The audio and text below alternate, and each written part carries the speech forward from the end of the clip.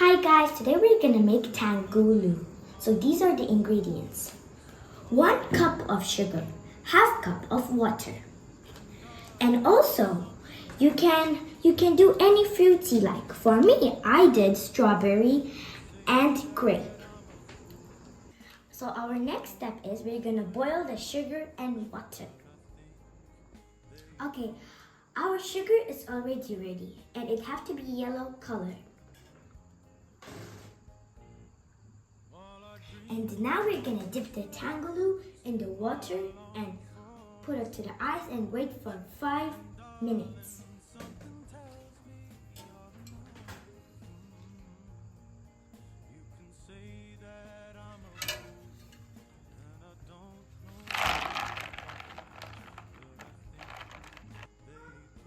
Now it's ready. Let's try it.